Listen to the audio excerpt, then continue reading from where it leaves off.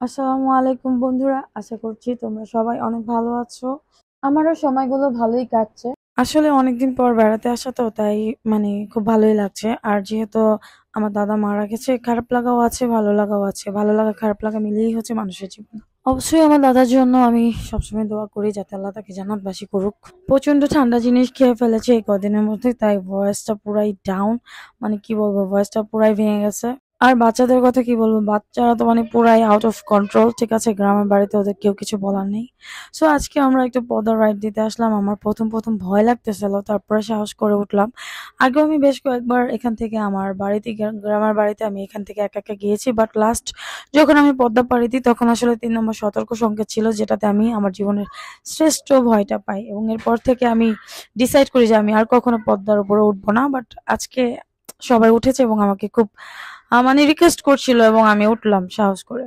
পাড়ে ফেরার পরে মনে হলো যে আল্লাহ দ্বিতীয়বারের মতো আবার জীবনটা দান করছে। সো মামাঘাটে বেশ জমজমাট, খুবই মানুষজন চলে আসতেছিল সন্ধ্যার মধ্যে। আমরা আবার এর মাঝখানে বাসায় এসেছি। বাসায় এসে আমাদের ভাগিনা ছিল, ভাগিনার সাথে আবার এসেছি, যেহেতু আমরা আমাদের প্ল্যানিংটা ছিল একটু বিকালে ঘোরাঘুরি করে ডিনারটা করে আর কি বাসায় যাব। সো রাতের বেলা এখানে অনেক বাতাস ছিল এবং নদীর অনেক উত্তাপ ছিল। আমার আসলে কেন জানি না, ইদানিং রাস্তাঘাটে যখন যেখানেই বের হই না কেন খুব বেশি ভয় লাগে। জীবনটা নিয়ে খুব বেশি ভয় লাগে, কারণ এত এত ইদানিংকার সময়গুলাতে যে অল্প বয়স মানুষদের যেভাবে মৃত্যু হয়। সো অপ্রয়োজনে প্রয়োজনে দেখা গেছে ভালো জায়গায় হুট করে একটা অ্যাক্সিডেন্ট ঘটে যায়। তো এইসব ধরনের অ্যাক্সিডেন্ট গুলো দেখে দেখে আসলে আর ভালো লাগে না। সো জীবনটা নিয়ে অনেক বেশি টেন্স কাজ করে, কখন যেন কি হয়ে যায়। বাসে চড়তে ভয় লাগে, নদীর উপরে চড়তে ভয় লাগে, যেন বাসায় যখন থাকি তখন আবার ভূমিকম্পের ভয় লাগে। তুরস্কের ভূমিকম্প, আর তারপর হচ্ছে আপনার ফিলিস্তিনের এত কর্মকাণ্ড, তো বাচ্চাদের মৃত্যু, এটা এগুলি দেখতে দেখতে না কেন যেন নিজের ভেতরে একটা খুব ভয় কাজ করে, যেন কখন মরে যাই। তারপরেও তো হচ্ছে দুনিয়াটা যেহেতু বেঁচে আছি, লাইফটাকে তো অবশ্যই চালিয়ে নিতে হবে। সো আমরা কিন্তু রেস্টুরেন্টটা থেকে বের হয়ে আসছি, সেটার মূল কারণটা হচ্ছে ওইখানে আমি খুব ভয় পাচ্ছিলাম।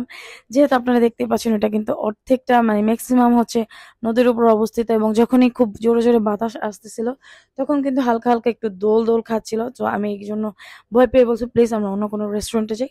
তো আমরা ইতিমধ্যে কুটুম বাড়িতে চলে আসলাম। কুটুম বাড়ি হচ্ছে খুব বড় সড়ো একটি রেস্টুরেন্ট। এখানে আমরা শখের হাড়িতে এসেছি, প্লাস আরো আরো রেস্টুরেন্টে এসেছি। কুটুম বাড়িতে কখন আসেনি, তো ভাবলাম আজকে আমরা কুটুম বাড়িতেই খাই।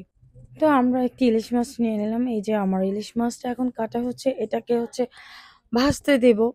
আর সবচেয়ে মজার বিষয় হচ্ছে যে এত এত এত বেশি ভিড়, যেটা দেখে আমি খুবই হচ্ছে অবাক যে এত মানুষ ঘুরতে আসে, এত মানুষ। আর এখন যে কোনো রেস্টুরেন্টে যাই না কেন, গ্রাম বলেন শহরে বলেন, কোথাও কোনো ক্রাউডের অভাব নেই। আল্লাহর রহমতে মানুষের কতটা রিজিক আল্লাহ তাআলা দান করে রাখছেন। সো বরাবরের মতো ভর্তা তো অবশ্যই আমি নিব, এবং বেগুন ভাজা মাছ, ইলিশ মাছ তো আছেই, যেটার জন্য আমরা এত দূরে আসি খেতে। যে সো ফাইনাল, এই তো আমাদের আজকে ট্যুর ছিল। সবাই ভালো থাকবেন, সুস্থ থাকবেন, সবাই দোয়া রাখবেন। সবাইকে জানাচ্ছি আসসালামু আলাইকুম। সো আল্লাহ হাফেজ বন্ধুরা।